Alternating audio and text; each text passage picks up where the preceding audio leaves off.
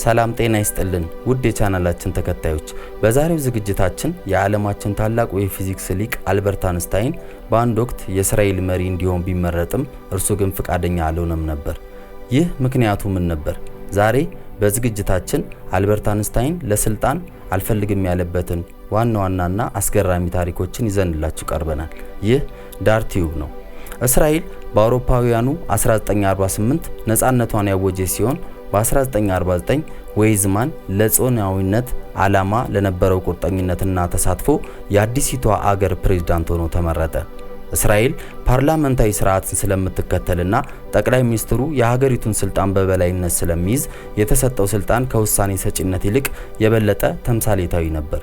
ዌይዝማን በ77 ዓመቱ በአውሮፓውያኑ 1952 ሲሞት አዲሲቷ አገር እስራኤል ሌላ አዲስ ፕሬዝዳንት ያስፈልጋት ነበር።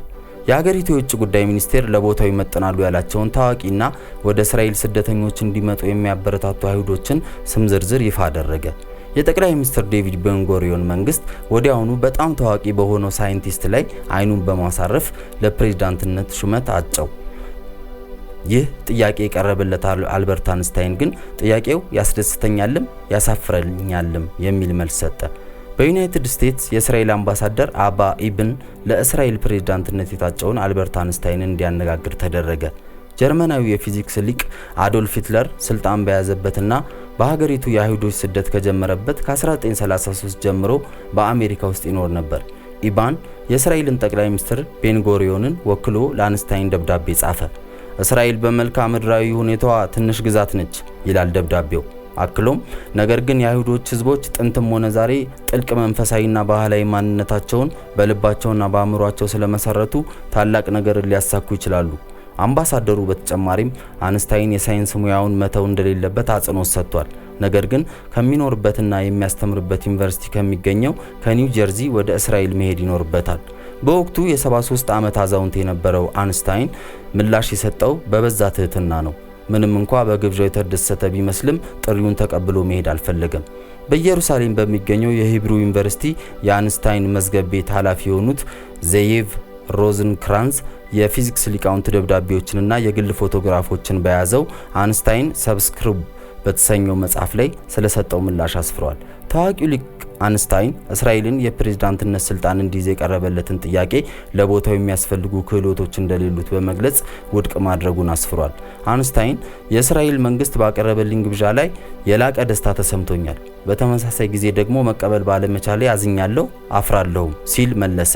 በህይወቴ በሙሉ ተጨባጭ ጉዳዮች ላይ አተኩሬ ሰርቻለሁ። ስለዚህ ከሰዎች ጋር በትክክል የመገናኘትና ኃላፊነት በሚጠይቁ ቦታዎች ላይ ለመስራት ተፈጥሯዊ ችሎታና ልምድ የለኝም። በእነዚህ ምክንያቶች ብቻ በዚህ ከፍተኛ የስልጣን ቦታ ኃላፊነቴን ለመወጣት ብቁ አይደለሁም። በዓለም ሀገራት መካከል ያለንን አደገኛ ቦታ ሁሉ በሙሉ ካወቅኩበት ጊዜ ጀምሮ ከአይሁዶች ጋር ያለኝ ግንኙነት በጣም ጠንካራ ትስስር ያለው በመሆኑ በሚፈጸሙት ሁኔታዎች የበለጠ ተበሳጭቻለሁ። በሳይንቲስቱ ላይ በርካታ መጽሐፎች የጻፈችው አሊስ ካፕሪስ እንዳለችው ከሆነ ጠቅላይ ሚኒስትር ቤንጎሪዮን እምቢ በማለቱ እፎይታ ተሰምቷቸዋል። በአይንስታይን ኢንሳይክሎፒዲያ ላይ ከህሊናው ጋር የሚቃረኑ ፖሊሲዎችን በተመለከተ አልበርት አንስታይን ባለው ግልጽነት የተነሳ ፈርቼ ነበር ሲሉ ጽፈዋል። ጠቅላይ ሚኒስትሩ ለጽህፈት ቤታቸው ኃላፊ ይትዛክ ናቮን ከ1978 እስከ 1983 የእስራኤል ፕሬዝዳንት ሆነው አገልግለው ነበር። አው ካለ ምን ማድረግ እንዳለብኝ ንገረኝ በማለት አዘዋቸው እንደነበር ተጽፏል። ሹመቱን መስጠት ነበረብኝ፣ ምክንያቱም አለመስጠት የማይቻል ነበር።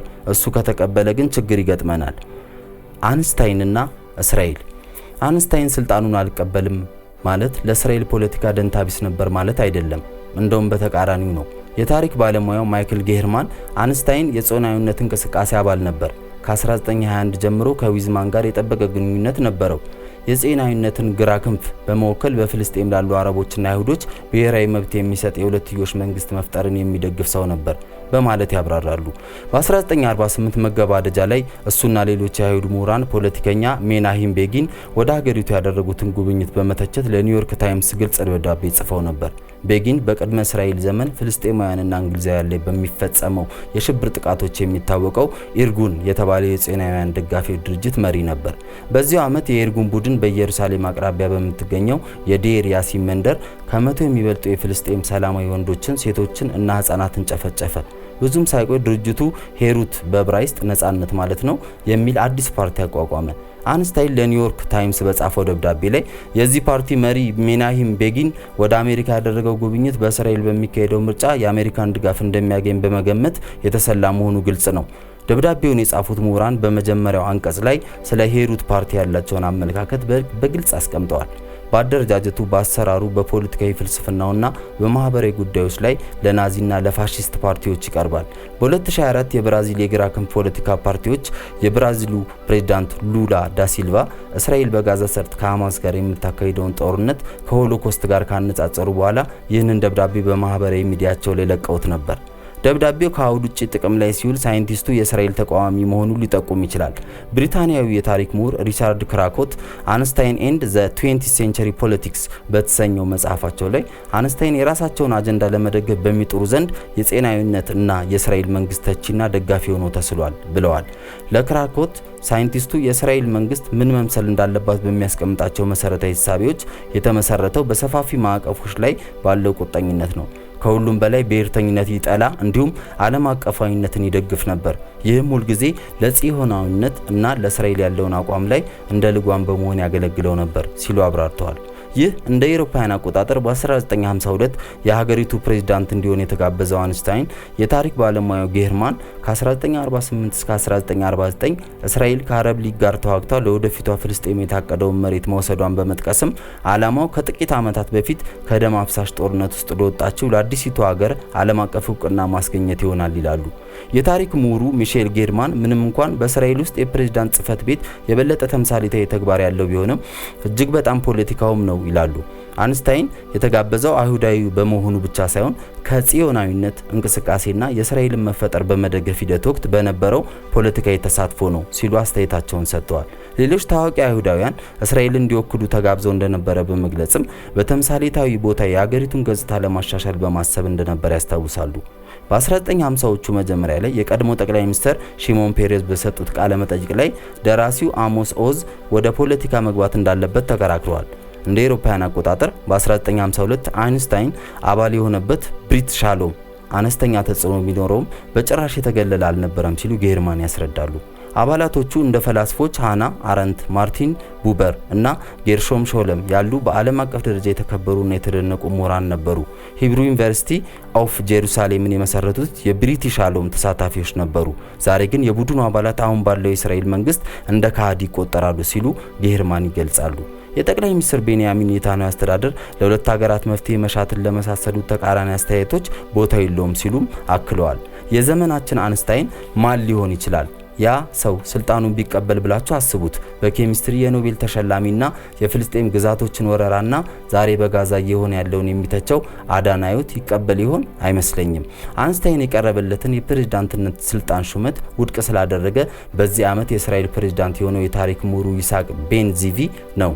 አሜሪካን የጎበኘውና በሳይንቲስቱ የተተቸው ፖለቲከኛው ሚናሂም ቤጊን በእስራኤል ውስጥ ያለው ተጽዕኖ እየጨመረ መጥቷል። ሂሩት በቀጣዮቹ 10 ዓመታት ውስጥ የሊበር ፓርቲ ስልጣን በያዘበት ወቅት ዋነኛው የእስራኤል ወግ አጥባቂ ፓርቲ ነበር።